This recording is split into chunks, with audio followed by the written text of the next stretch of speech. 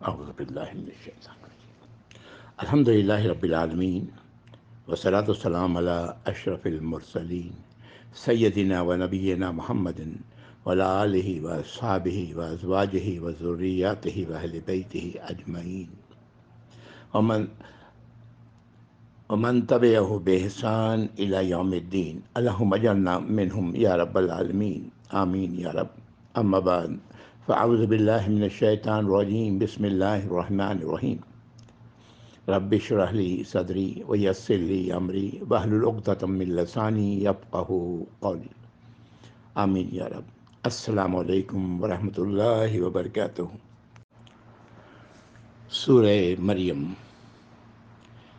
پچھلی نشست میں ہم لوگ آیت نمبر 15 تک آئے تھے، جس میں زکریہ علیہ السلام اور پھر یحییٰ علیہ السلام کا واقعہ ہم لوگوں نے پڑھا۔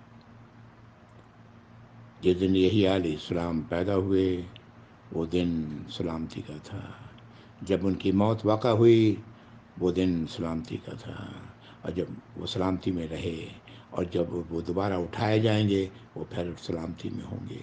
یہ یحییٰ علیہ السلام ہیں جو زکریہ علیہ السلام کے بیٹے ہیں۔ زکریہ علیہ السلام نے نبوت کی وراثت کے لیے اللہ تعالیٰ سے دعا کی تھی، کسی شخص کو آپ منتخب کر دیں، کوئی وارث عطا کر دیں۔ حقیقت یہ ہے کہ بنی اسرائیل میں ہمیشہ ایک کے بعد ایک رسول رہے۔ یہ عجیب قوم ہے، عجیب نسل ہے اللہ کی، عجیب قسم کے انسان ہیں، یعنی جنہوں نے موسیٰ علیہ السلام کے ساتھ ان کی موجودگی میں ان کے ساتھ زیادتیاں کی، ان کے حکم عدولی کی، ان کی بات نہیں مانی وغیرہ وغیرہ۔ یہ اسی قوم کے لوگ ہیں، اور یہ واقعہ موسیٰ علیہ السلام کے بہت بعد زکریہ علیہ السلام کا واقعہ ہے۔ اور زکریہ علیہ السلام اسی لیے چاہتے تھے کہ کوئی نبی ہو جو وارث بنے اس علم کا جو موسیٰ علیہ السلام نے چھوڑا ہے، اور اللہ نے انہیں بیٹے کی بشارت دی، اور پھر جو کچھ ہم لوگوں نے پڑھا وہ جانتے ہیں۔ اب اس سورت کی آیت نمبر 16 سے لے کے آیت نمبر 40 تک مریم علیہ السلام اور ان کے بیٹے عیسیٰ علیہ السلام، عیسیٰ ابن مریم علیہ السلام، ان کا ذکر ہے۔ آیت نمبر 16، اعوذ باللہ من الشیطان الرجیم وَاذْكُرْ فِي الْكِتَابِ مریم۔ اللہ تعالیٰ نبی کریم صلی اللہ علیہ وسلم کو یہ حکم دے رہے ہیں کہ ذکر کریں کتاب میں سے مریم کا علیہ السلام، اذ انتبذت من اہلہا مکانا شرقیہ، جب انہوں نے تنہائی جدائی میں چلی گئیں، بالکل الگ ہٹ ہو گئیں اپنے اہل سے، اپنے گھر والوں سے، اپنے قوم کے لوگوں سے، ایک ایسی جگہ پر جو مشرق کے طرف تھی۔ اس سے مراد ہے کہ بیت الاقدس کے بیت الاقدس کے بیت الاقصی کے مشرقی کونے کی طرف چلی گئیں، اور مسجد اقصی کے مشرقی کونے کی طرف آپ نے اس طرف کا راستہ لیا۔ آیت نمبر 17، فاتخذت من دونہم حجابا فارسلنا الیہا روحا فتمثل لہا بشرا سویا۔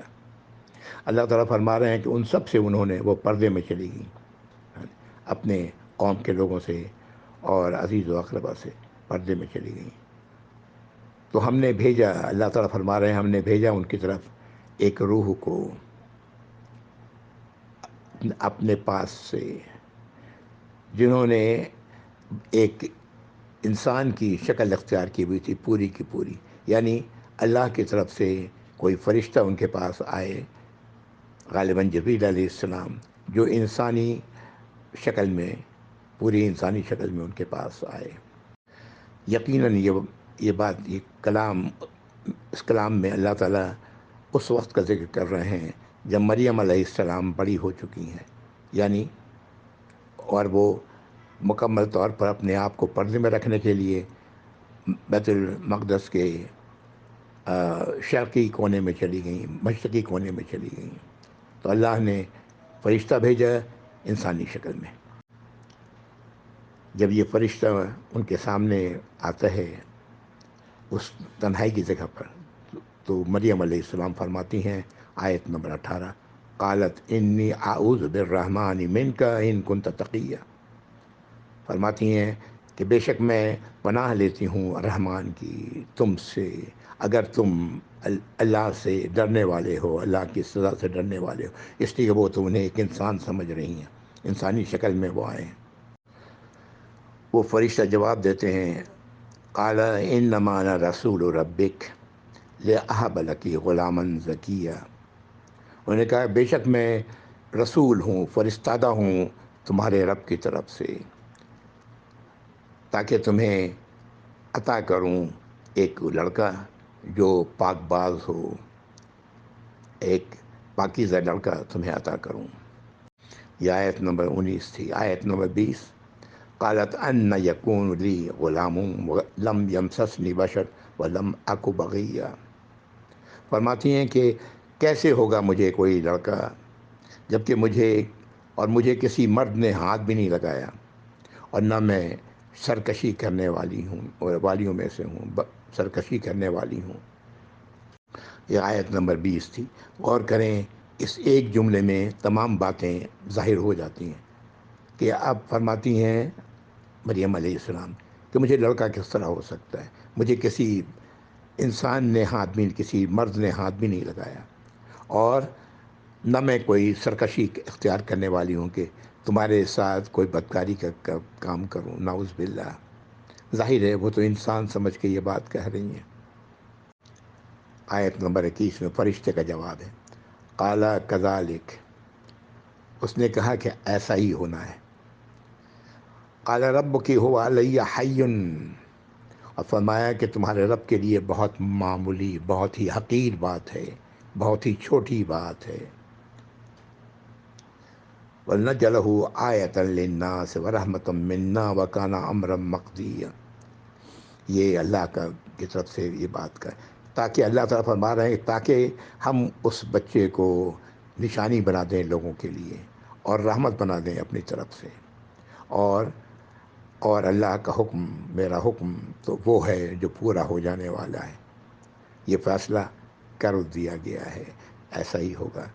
شروع میں اس آیت میں فرشتے کی بات ہے، اور پھر اس آیت کے آخری ٹکڑے میں اللہ رب العزت اپنی طرف سے یہ بات فرما رہے ہیں۔ اللہ کے لیے ایسا کرنا، بغیر باپ کے اولاد عطا کرنا، معمولی سی بات ہے، بہت ہی چھوٹی بات ہے، حقیر بات ہے۔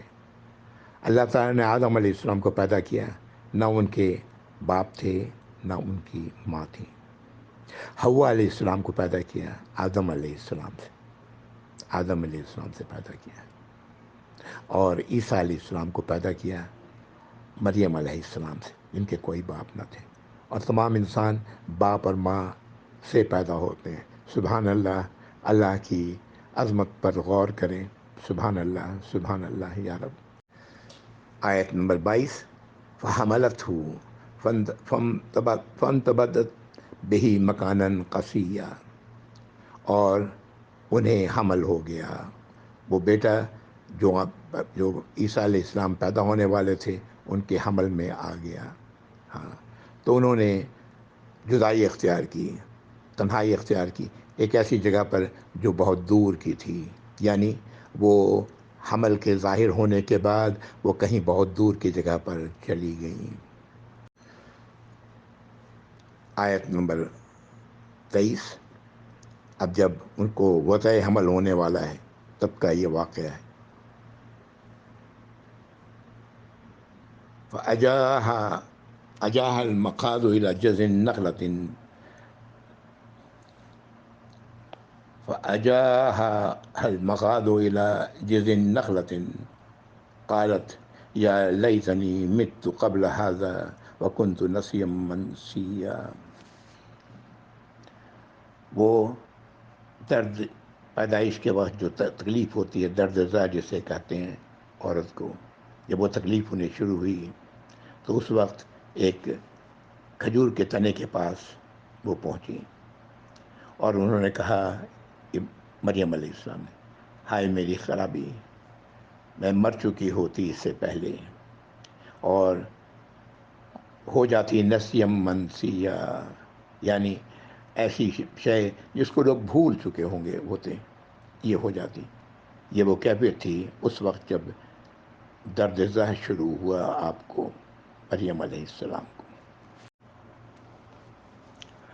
کہا گیا کہ مریم علیہ السلام زکریا علیہ السلام کی اہلیہ، جن کو بڑھاپے میں بانجی کی حالت میں اللہ نے حمل ٹھہرایا، وہ ان کی خالہ تھیں، اور مریم علیہ السلام کی خالہ تھیں، اور مریم علیہ السلام کا بیٹا، تو اس طرح ماموں، اور یعنی وہ یحییٰ علیہ السلام ماموں ہوئے عیسیٰ علیہ السلام کے، ماموں بھانجے کا رشتہ ہوا۔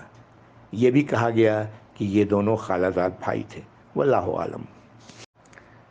آیت نمبر 24، فناداها من تحتها اللہ تحزنی قد جعل ربک تحتک سریا، انہیں آواز آئی ان کے قدموں کی طرف سے کہ وہ غم نہ کریں، ان کے لیے ان کے رب نے بنا دیا ہے، تمہارے لیے تمہارے رب نے بنا دیا ہے تمہارے پیر کے نیچے چشمہ، یعنی ان کے پیروں کے نیچے سے چشمہ جاری ہو گیا۔ ایک آواز آئی، اس کے بعد ان کے پیروں کے نیچے سے ایک چشمہ جاری ہو گیا۔ یہ آیت نمبر 24 ہے۔ مزید کہا گیا وَحُزِّی إِلَيْكِ بِجِذْعِ النَّخْلَةِ تُسَاقِطْ عَلَيْكِ رُطَبًا جَنِيًّا، اور یہ کہا گیا کہ درخت کے تنے کو اپنی طرف کھینچیں، یعنی کھجور کے درخت کے تنے کو، تو اس سے تازی کھجوریں یہ ہوں گی، گریں گی۔ یہ آیت نمبر 25 ہے۔ آیت نمبر 26، وَكُلِي وَاشْرَبِي وَقَرِّي عَيْنًا، تو کھاؤ، مریم کو کہا جا رہا ہے، حکم دیا جا رہا ہے کہ کھاؤ اور پیو۔ کھانے کے لیے تازی کھجوریں ہیں، اور پینے کے لیے چشمہ ہے پانی کا۔ وَقَرِّي عَيْنًا، اپنی آنکھوں کو ٹھنڈی کرو، یعنی ان کے اس عمل سے، کھجور کے درخت کے تنے کو اپنی طرف کھینچنے کے عمل سے، اور پانی چشمے سے، اور کھجور کا تازہ کھجور کے درخت سے، اور اس طرح انہیں عیسیٰ علیہ السلام کی پیدائش ہو گئی، اور کہا جا رہا ہے اپنی آنکھوں کو ٹھنڈی کرو، اللہ نے انہیں اولاد دے دی۔ یہ جو سارا عمل یہاں پر نظر آتا ہے، یہ وہی ہے جو پیدائش کے وقت عورتیں عام طور سے کرتی ہیں، جس سے بچے کی پیدائش میں آسانی ہو۔ ہاں، یہ جو درخت کو تنے کو اپنی طرف کھینچنے کے لیے کہا گیا، یہ وہ عمل ہے جس سے پیدائش میں، بچے کی پیدائش میں آسانی ہوتی۔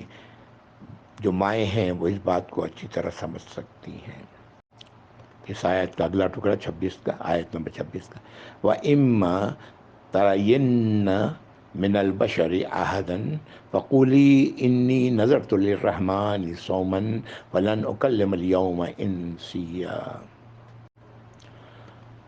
اور اگر تجھے کوئی انسان پر تیری نظر پڑ جائے، یعنی کوئی انسان سے تمہارا سامنا ہو، تو اس سے کہو کہ بے شک میں نے نظر مانی ہے رحمان کی، روزے کی نظر مانی ہے رحمان سے، اللہ سے، تو آج کے دن میں کسی سے بات نہیں کروں گی، کسی انسان سے بات نہیں کروں گی۔ اللہ کی طرف سے مزید ہدایت تھی، جب ان کو اولاد ہو گئی، عیسیٰ علیہ السلام کی پیدائش ہو گئی، ظاہر ہے کسی شخص کی نظر پڑ جائے تو ایسی حالت میں کچھ کہنے کے بجائے یہ وہ کہیں اشارتاً کہ انہوں نے روزہ رکھا ہے، رحمان کے لیے نظر مانی ہے، اللہ کے لیے نظر مانی ہے، تو وہ کسی انسان سے بات نہیں کریں گی۔ ظاہر ہے وہ اشارتاً یہ بات کہنے کے لیے اللہ نے انہیں ہدایت دی۔ یہ آیت نمبر 26 تھی۔ یہاں پر یہ بات بتاتا چلوں کہ فلسطین کے پورے علاقے میں کھجور کا درخت نہیں، کھجور نہیں اگتا، بہت سارے پھل اگتے ہیں لیکن کھجور نہیں، کھجور کا کوئی درخت نہیں۔ تو جو اللہ رب العزت نے بتایا کہ وہ دور کی جگہ چلی گئیں، تو دور کی ایسی جگہ تھی جہاں کھجور کے درخت ہوا کرتے تھے۔ اور آج خود عیسائی علماء نے، محققین نے تحقیق کی ہے اور کہتے ہیں کہ وہ وہاں سے فلسطین کے علاقے سے نکل کر مصر میں آ گئی تھی۔ واللہ عالم، مصر میں کھجور کا درخت ہوتا ہے جہاں ان سے یہ سب کچھ کہا گیا کیسا کرنے کے لیے۔ اب اگلی آیت، آیت نمبر 27، فَأَتَتْ بِهِ قَوْمَهَا تَحْمِلُهُ، تو آئیں اپنے قوم کی طرف اس بچے کو اٹھائے ہوئے، اسے اٹھائے ہوئے، عیسیٰ علیہ السلام کو گود میں لیے ہوئے اپنے قوم کی طرف آئیں۔ قالوا یا مریم لقد جئت شیئا فریا، تو ان قوم کے لوگوں نے کہا اے مریم، تم نے تو ایک عجیب بات کی ہے جو نہ سنی گئی، یعنی کہ بغیر شوہر کے تمہیں اولاد ہوئی ہے، یہ تو بڑی عجیب بات ہے، ایک انہونی بات ہے۔ یہ آیت نمبر 27 تھی۔ آیت نمبر 28، یا اخت ہارون ما کان ابوک امرأ سوء وما کانت امک بغیہ، لوگ ان سے کہتے ہیں کہ اے ہارون کی بہن، تمہارے والد برے انسان نہیں تھے، یعنی مریم علیہ السلام کے والد کوئی برے انسان نہیں تھے، برے آدمی نہیں تھے، اور نہ ہی تمہاری ماں سرکشی کرنے والی تھی، یعنی کوئی بری حرکت کرنے والی تھی، یعنی اس قسم کا کوئی کام کرنے والی تھی کہ بغیر کہ اولاد پیدا ہو۔ اشارہ زنا کی طرف ہے، ان کے قوم کے لوگوں نے یہ بات کہی۔ یہاں پر آیت نمبر 28 جس میں یہ بات کہی گئی، ان کے قوم کے لوگوں نے کہی ہارون کی بہن، ہارون کی، یا اخت ہارون، ہارون کی بہن۔ ہارون علیہ السلام موسیٰ علیہ السلام کے ساتھ تھے، اور یہ اس کے بہت بعد کا واقعہ ہے۔ اب اس طرح بہت سارے اقوال ہیں۔ جو بات نبی کریم صلی اللہ علیہ وسلم نے ایک حدیث میں فرمائی کہ بنی اسرائیل کے لوگ اپنے رسولوں کے نام پر، اپنے نیک لوگوں کے نام پر اپنے بچوں کے نام رکھا کرتے تھے، تو اس وقت جو کوئی بھی اس وقت رہا ہو جن کا نام ہارون تھا، یہ اشارہ اس کی طرف ہے۔ واللہ عالم، یہ اشارہ اس کی طرف ہے جن کا نام ہارون تھا۔ آیت نمبر 29، فَأَشَارَتْ إِلَيْهِ، تو مریم علیہ السلام نے اشارہ کیا اس کی طرف۔ قالوا کیف نکلم من کان فی المہد صبیا، ان کی قوم کے لوگوں نے کہا ہم کس طرح بات کریں گے اس سے جو بالکل چھوٹا ہے، ابھی گود میں ہے، اس سے ہم کس طرح بات کر سکتے ہیں؟ یعنی مریم علیہ السلام نے اشارہ کیا اس بچے کی طرف جو ان کی گود میں تھا، عیسیٰ علیہ السلام۔ تو اس پر جواب دیا ان کے قوم کے لوگوں نے کہ اس سے بات کیسے کی جا سکتی ہے۔ یہ آیت نمبر 29 تھی۔ آیت نمبر 30،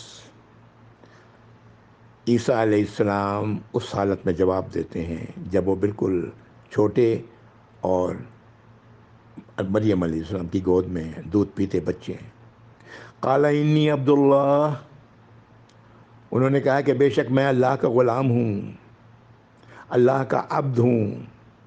آتانی الکتاب، اللہ نے مجھے کتاب دی ہے، وجعلنی نبیا، اور مجھے نبی بنایا ہے۔ اگلی آیت 31، وجعلنی مبارکا اینما کنت، اور مجھے مبارک بنایا ہے جہاں بھی میں ہوا۔ وأوصانی بالصلاۃ والزکوٰۃ ما دمت حیا، اور مجھے وصیت کی ہے نماز کی اور زکوٰۃ کی جب تک میں زندہ رہوں۔ آیت نمبر 32، وبرم بوالدتی ولم یجعلنی جبارا شقیا، اور نیکوکار اپنی والدہ کے لیے، والدہ کا خدمت گزار، والدہ کا اطاعت گزار، اور ہمیں نہیں بنایا جبار اور شقی، زبردستی سرکشی کرنے والا اور بدبخت اللہ نے مجھے نہیں بنایا۔ یہ آیت نمبر 32 تھی۔ آیت نمبر 33، وسلام علی یوم ولدت و یوم اموت و یوم ابعث حیا، اور مجھ پر سلامتی ہے اس دن جس دن میں پیدا ہوا، اور اس دن جب میری موت واقع ہوگی، اور اس دن جب مجھے زندہ دوبارہ اٹھایا جائے گا۔ یہ بالکل وہی الفاظ ہیں جو یحییٰ علیہ السلام کے بارے میں اللہ رب العزت نے پیچھے نازل کی۔ نبی کریم صلی اللہ علیہ وسلم فرمایا کہ عیسیٰ علیہ السلام کے بعد کوئی نبی نہیں آیا بنی اسرائیل میں۔ پھر اللہ نے ان کو مابعوث کیا۔ یہ تقریباً 600 سال کا عرصہ ہے۔ اس 600 سال میں بنی اسرائیل میں کوئی بھی نبی نہیں آئے عیسیٰ علیہ السلام کے بعد۔ جبار اور شقی ایسے انسان کو کہتے ہیں جو غصے میں آ کر خون ریزی پر بھی اتر آئے۔ ہاں، ظاہر ہے ایسا شخص بے انتہائی غصور اور کیا کہتے ہیں شقی کہلاتا ہے۔ یہ عربی زبان میں جبار اور شقی کے معنی یہی ہے۔ عیسیٰ علیہ السلام نے یہی فرمایا کہ نہ انہیں جبار بنایا گیا ہے، نہ انہیں بدبخت بنایا گیا ہے۔ آیت نمبر 34، اب اللہ تعالیٰ فرما رہے ہیں ذالک عیسیٰ ابن مریم، وہ ہیں عیسیٰ ابن مریم، مریم کے بیٹے عیسیٰ وہ تھے۔ قول الحق الذی فیہ یمترون، یہ سچی بات ہے جو کہی جا رہی ہے، یہ سچا قول ہے جو اللہ تعالیٰ فرما رہے ہیں، جس میں یہ لوگ شک و شبہ میں مبتلا ہیں۔ عیسیٰ علیہ السلام کے بارے میں اس وقت کے لوگوں نے جو باتیں کہیں وہ سب نقل کیا ہے مفسرین نے۔ الگ الگ پارٹی بن گئی یہودیوں کی۔ کسی نے کہا نعوذ باللہ کہ یہ زنا سے پیدا ہوئے، اللہ کی لعنت ہے ان لوگوں پر۔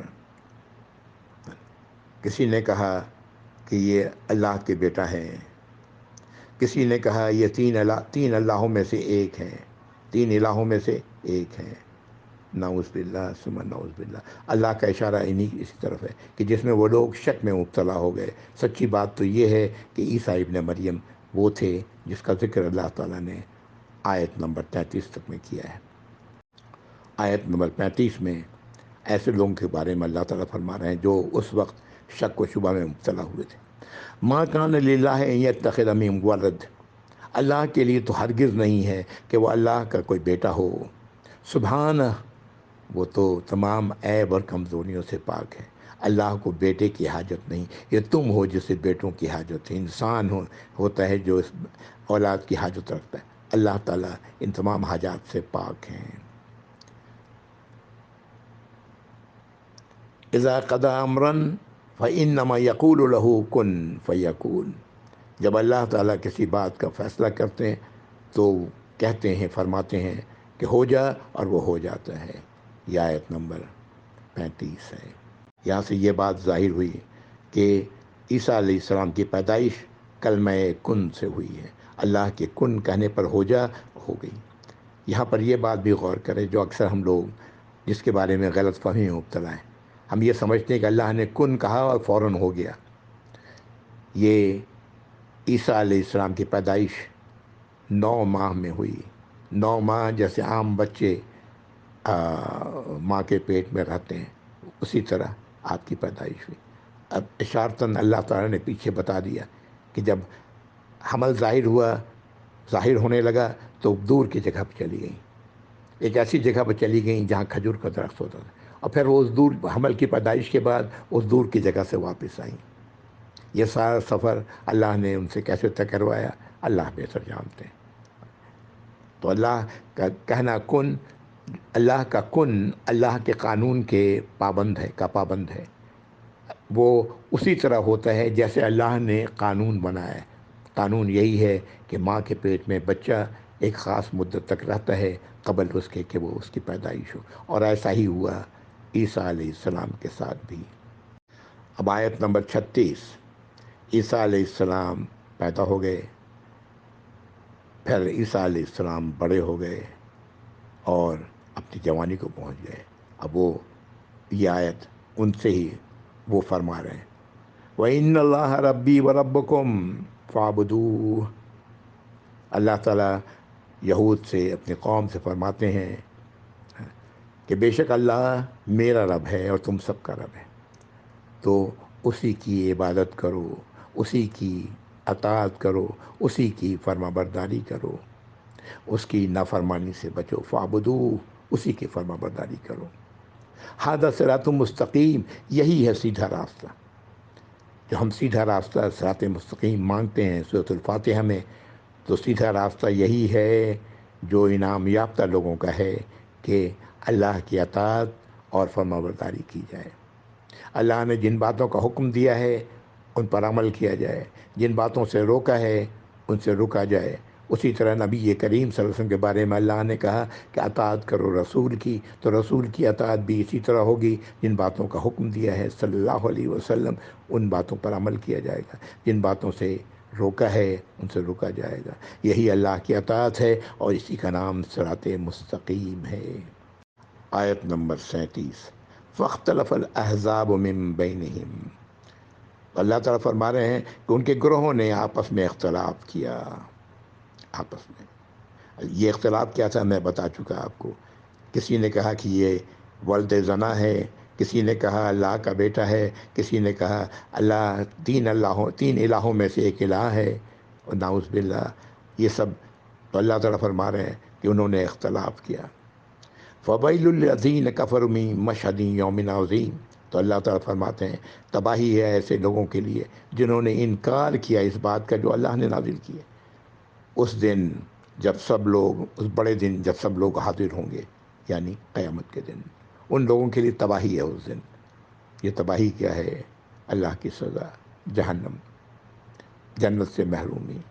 اللہ تعالیٰ ہم سب کو سمجھ عطا فرمائے، ہم سب کو جنت میں، جنت والوں میں بنائے. آمین یا رب العالمین.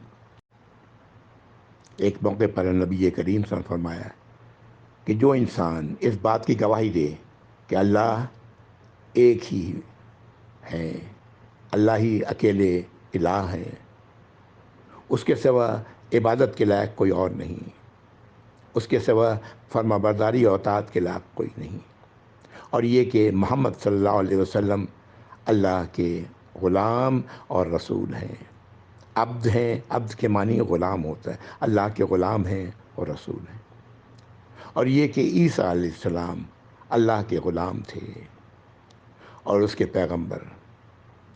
اس کا کلمہ ہے جسے مریم علیہ السلام کی طرف ڈالا گیا، اور اس کے پاس سے بھیجی ہوئی روح ہیں. اور یہ کہ جنت حق ہے اور دوزخ حق ہے. اس کے خواہ کیسے ہی اعمال ہوں اللہ اسے جنت میں پہنچائیں گے. کتنے ہی لوگ جنت میں پہنچیں گے سزا اس عقیدے کے ماننے والے، اس عقیدہ کو تسلیم کرنے والے، اللہ کی سزا کے بعد جہنم میں. اور کتنے ہی لوگ ہیں جنہیں اللہ تعالیٰ بغیر آگ میں ڈالے ہوئے جنت میں پہنچا دیں گے. اللہ سے دعا ہے کہ ہم لوگ انہی میں سے ہوں کہ اللہ کی سزا سے بچا لیں اللہ رب العزت، اور آگ سے بچا لیں اللہ رب العزت، اور ہمیں جنت میں داخل کر دیں. در حقیقت اس دن رحم انہی لوگوں پر اللہ نے کیا جنہیں جہنم سے اللہ نے بچا لیا. اللہ تعالی ہم سب کو اس رحم کا مستحق بنا دیں یا رب العالمین. گناہگار ایمان والے بہت ممکن ہے اور اس کا امکان ہے کہ جہنم کی سزا بھگت کے جائیں گے. کتنی کب تک بھگتیں گے یہ اللہ ہی بہتر جانتے ہیں. اور پھر اس کے بعد اللہ رب العزت جہنم سے ان تمام لوگوں کو نکال لیں گے جن کے دل میں رائی کے دانے کے برابر بھی ایمان ہوگا. یہ ایمان کس چیز کا نام ہے؟ یہ حدیث جس کا ذکر میں نے ابھی کیا پوری طرح واضح کر رہا ہے کہ اللہ ہی اکیلے الہ ہیں، اطاعت و فرمانبرداری صرف اللہ کی ہے. محمد صلی اللہ علیہ وسلم اللہ کے غلام اور رسول ہیں، پیغام لانے والے ہیں. عیسیٰ علیہ السلام بھی اللہ کے غلام اور پیغمبر ہیں، اور ان کا کلمہ ہے، اور ان کے پاس اللہ کے پاس سے بھیجی ہوئی روح ہے. اور جنت حق ہے اور دوزخ حق ہے. یہ ہے وہ ایمان جس کا ذکر آ رہا ہے. کہا جاتا ہے کہ جس کے دل میں رائی کے دانے کے برابر بھی یہ بات اس نے تسلیم کی ہوگی وہ جہنم سے نکال دیا جائے گا.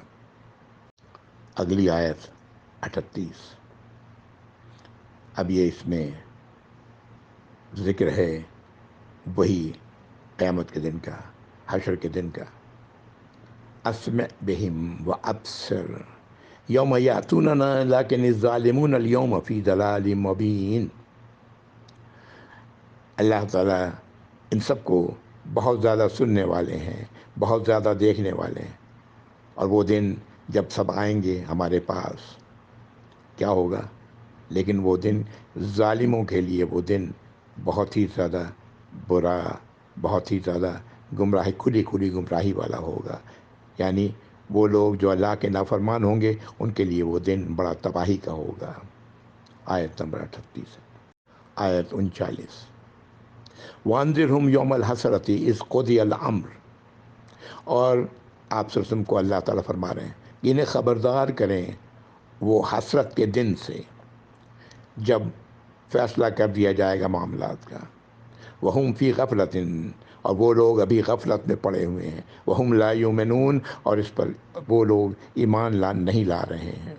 یعنی ایسے لوگوں کو اللہ تعالیٰ فرما رہے ہیں نبی کریم صلی اللہ علیہ وسلم کو ان کو خبردار کر دیں حسرت کے دن سے. قیامت کے ناموں، اس حشر کے دن کے ناموں میں سے ایک نام یوم الحسرہ بھی ہے، یوم القیامہ بھی ہے، یوم الحسرہ بھی ہے. حسرت کا دن، وہ حسرت کا دن ہوگا.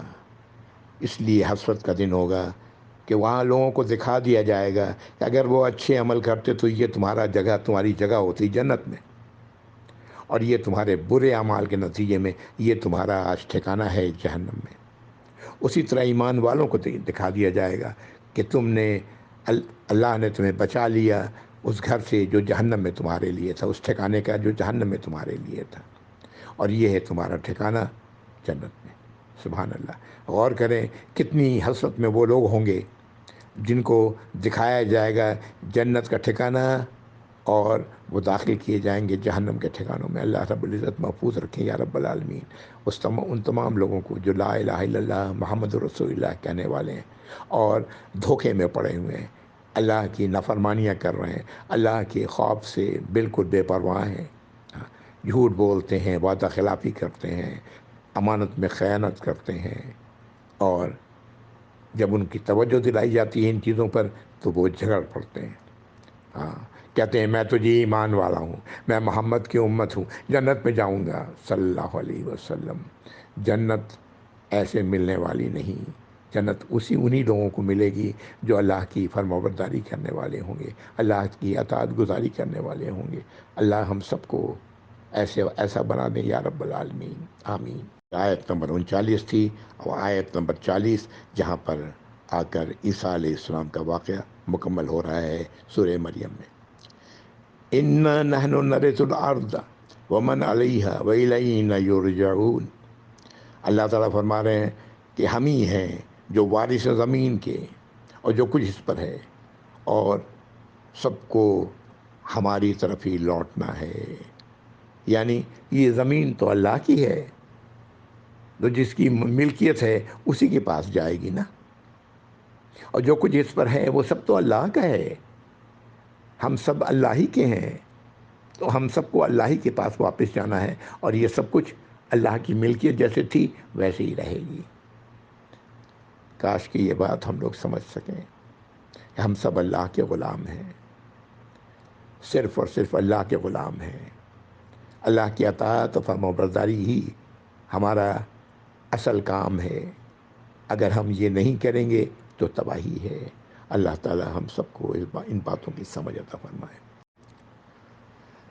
آپ نے ایک موقع پر فرمایا کہ جنتیوں کے جنت میں اور دوزخیوں کے دوزخ میں چلے جانے کے بعد، یعنی آخری فیصلہ ہو جائے گا، ایمان والے جو بھی ہوں گے وہ سب نکال لیے جائیں گے. کے بعد موت کو ایک بھیڑ کی شکل میں لایا جائے گا اور جنت اور دوزخ کے درمیان کھڑا کیا جائے گا. پھر اہل جنت سے پوچھا جائے گا کسے جانتے ہو؟ وہ دیکھ کر کہیں گے ہاں یہ موت ہے.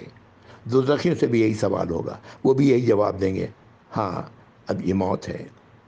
یہ اب حکم ہوگا کہ موت کو ذبح کر دو، اور موت کو ذبح کر دیا جائے گا. وہ بھیڑ کو ذبح کر دیا جائے گا، اور آواز دی جائے گی اے اہل جنت تمہارے لیے ہمیش کی ہے، موت نہیں ہے، اور اے اہل جہنم تمہارے لیے بھی ہمیش کی ہے اور موت نہیں ہے. اور پھر آپ نے آیت نمبر 39 کا آخری ٹکڑے کی تلاوت کی. وانذرہم یوم الحسرتی، انہیں خبردار کر دیں ان لوگوں کو جو حسرت کے دن سے، اس قضی الامر، جب تمام معاملات کا فیصلہ کر دیا جائے گا، وہم فی غفلت، نہ وہ اس معاملے میں غفلت میں پڑے ہوئے ہیں، وہم لا یؤمنون، اور وہ ایمان نہیں لا رہے ہیں۔ یہی آیت آپ نے تلاوت فرمائی۔ الحمدللہ عیسیٰ ابن مریم علیہ السلام کا واقعہ یہاں ختم ہوتا ہے آیت نمبر 40 پہ، اور میں یہاں رکتا ہوں۔ وآخر دعوانا الحمدللہ رب العالمین، وصلی اللہ علی محمد وعلی آلہ وصحبہ وازواجہ وذریاتہ واہل بیتہ اجمعین ومن تبعہ بإحسان الی یوم الدین، اللہم اجعلنا منہم یا رب العالمین۔ والسلام علیکم ورحمۃ اللہ وبرکاتہ، جزاکم اللہ خیر۔